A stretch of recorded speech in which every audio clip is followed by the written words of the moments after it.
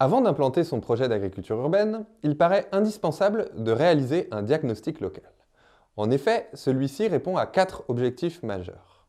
Premièrement, il permet de connaître son territoire d'implantation, ses forces, ses faiblesses et les opportunités qui peuvent se présenter.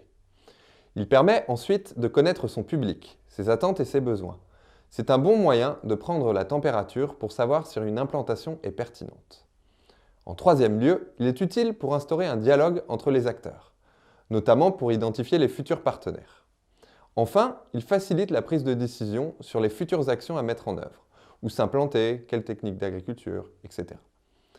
Mais avant de commencer ce diagnostic, il convient de vous poser une question initiale. À qui sera destiné ce diagnostic? Est-ce un outil dont vous allez vous servir seul, ou est-ce un outil que vous souhaitez partager? En effet, ce diagnostic peut tout à fait être un outil permettant de valider le besoin sociétal et la nécessité d'implanter vos services. Il est en quelque sorte également une étude de marché qui pourra impliquer des collaborateurs et ou votre comité de pilotage. Dans ce cas, il faut aussi le penser dans ce sens. Dans un second temps, voici 5 éléments déterminants pour réaliser un diagnostic de qualité. Tout d'abord, réalisez une analyse de terrain préliminaire et définissez l'échelle de travail. Cette analyse peut porter sur la typologie des villes ou des quartiers en question, ainsi que sa démographie. Vous pouvez par exemple étudier la densité et la forme du territoire en question, si celui-ci correspond plutôt à de grands espaces végétalisés ou bien plutôt une ville industrielle avec des friches, ou encore une ville avec un fort lien avec le monde rural. Vous pouvez également recueillir des données sur la sociologie des habitants et leurs habitudes. Si ceux-ci sont plutôt des consommateurs de produits frais avec une large offre de marchés de proximité, ou si nous sommes plutôt dans un espace dit de désert alimentaire avec tout à construire. Cette analyse du terrain permettra notamment d'identifier les fonciers disponibles et leurs caractéristiques. Sur la partie alimentaire, vous pourrez regarder d'ailleurs s'il y a un plan alimentaire territorial, ou PAT, sur votre territoire. Pour cela, beaucoup d'informations de premier niveau sont publiées sur les sites institutionnels. La première phase du diagnostic consiste donc à collecter des données pertinentes. Vous pourrez par exemple aller chercher du côté de l'INSEE, l'Observatoire des territoires, les PLU, ou plans locaux d'urbanisme, les SCOT, schémas de cohérence territoriale, ou encore sur les sites des villes en question. Le deuxième élément déterminant est d'ancrer son projet localement et de construire un tissu partenarial fort. En fonction des contextes, il est important de rencontrer, premièrement, les acteurs du monde agricole tels que les agriculteurs périurbains et les réseaux fédérateurs comme les chambres d'agriculture, la SAFER, les points d'accueil-installation, les réseaux CIVAM ou encore les réseaux des espaces tests agricoles. Puis, les acteurs de l'agriculture urbaine qui peuvent soutenir la démarche, que ce soit des associations locales comme les jardins partagés, des cabinets d'études ou encore des réseaux d'accompagnement tels que Cité Jardin, la FOP ou le réseau Colvert. Des acteurs de l'économie sociale et solidaire sur votre territoire, notamment ceux sur l'accès à une alimentation saine et de qualité, comme par exemple les AMAP, Associations pour le maintien d'une agriculture paysanne, les magasins de producteurs, les épiceries solidaires, les conciergeries, les régies de quartier ou encore les incubateurs. Des acteurs éducatifs et sociaux, comme les écoles, les réseaux d'éducation populaire, les centres sociaux ou les maisons de quartier, et ce d'autant plus si vous souhaitez donner un angle éducatif à votre projet. Des acteurs de la ville comme les bailleurs, et bien sûr, les habitants du quartier. Ceci est d'autant plus vrai que lorsque le projet vient d'eux, la moitié du chemin est fait. Tous ces acteurs ont une connaissance fine des usages sur l'espace public et des problématiques urbaines et sociétales. Ainsi, les rencontrer permettra notamment de développer des services complémentaires, de se différencier, mais également de partager les bonnes pratiques. Ce schéma du guide agriculture urbaine dans les écoquartiers présente la diversité des acteurs auxquels on peut avoir affaire lorsqu'on souhaite s'implanter.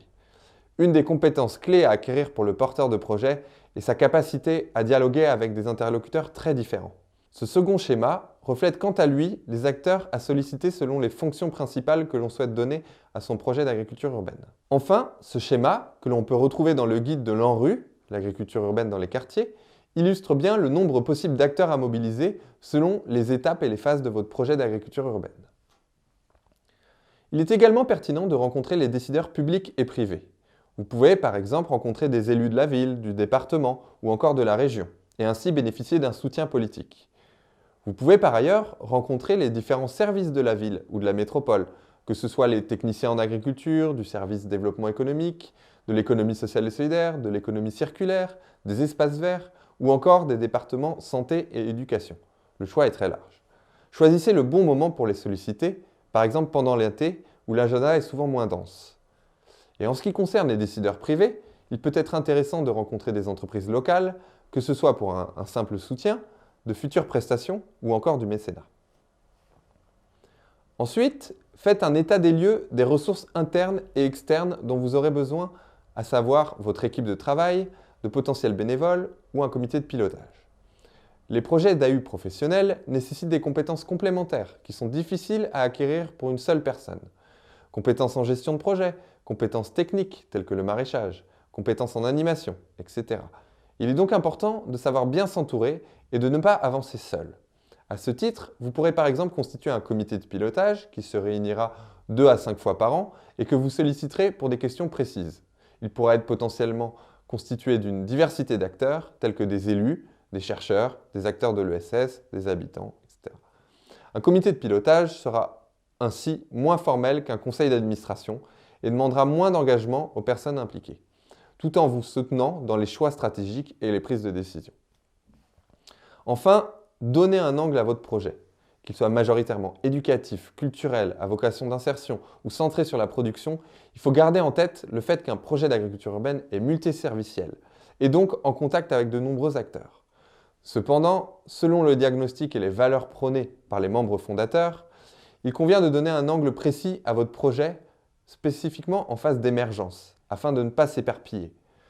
Ce n'est que dans un deuxième temps qu'il sera possible de se diversifier. Pour cela, choisissez les premiers services à développer en priorité. On peut par exemple imaginer un projet de ferme qui nécessitera un accès à du foncier et du soutien institutionnel, ou l'animation de jardins partagés, ou encore la vente de produits transformés, qui là nécessitera un accès à une légumerie-conserverie et à une cuisine. Et choisissez en fonction de la zone d'implantation, à savoir une zone urbaine, dense ou une zone périurbaine. Afin d'illustrer ce besoin de diagnostic, je vais vous partager un témoignage indiquant la nécessité de prendre en compte le contexte de chaque territoire.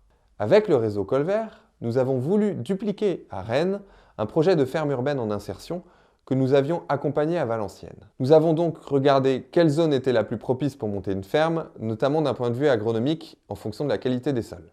Après avoir trouvé le site le plus adéquat, nous avons tout de suite pensé que le projet allait avoir l'approbation des habitants. Seulement, c'était sans compter la différence de contexte social entre le projet à Valenciennes et celui de Rennes. En effet, à Valenciennes, le projet s'est construit autour d'un site peu valorisé et en friche en phase d'habitation. Aussi, le projet était perçu comme un embellissement du site. En revanche, à Rennes, le projet initial a été envisagé autour de la copropriété attachée à une grande pelouse et les habitants en question ne percevaient pas bien le fait de réintroduire la nature en ville. En effet, ce public, selon eux, avait quitté la campagne pour retrouver la modernité en ville. Par ailleurs, une ferme urbaine induisait pour eux des nuisances sonores et olfactives, souvent fantasmées. La réticence des habitants nous a donc poussé à chercher un autre site, car nous avions à cœur de co-construire ce projet avec les habitants du quartier. Et finalement, nous avons trouvé un site moins propice d'un point de vue agronomique, mais beaucoup plus intéressant en termes d'implantation, car entouré d'un centre culturel, d'une école et d'un centre social. Et c'est ainsi que le potager des cultures est né. Enfin, voici quelques conseils pour implanter votre projet intelligemment. Tout d'abord, veillez à connaître les interactions entre les acteurs du territoire et les enjeux stratégiques de chacun. Ne vous fermez aucune porte et montrez une posture d'ouverture. Les acteurs sont tous de potentiels partenaires. Posez donc un maximum de questions pour apprendre à les connaître et les identifier. Procédez de manière itérative. Un diagnostic évolue avec le temps. Ne paniquez pas si votre projet est flou au début. Et arriver avec une vision claire de son projet nécessite du temps et de la maturation. Si vous avez besoin de faire financer vos diagnostics, vous pouvez faire appel à des acteurs tels que France Active qui ont développé des outils comme le Fonds de confiance.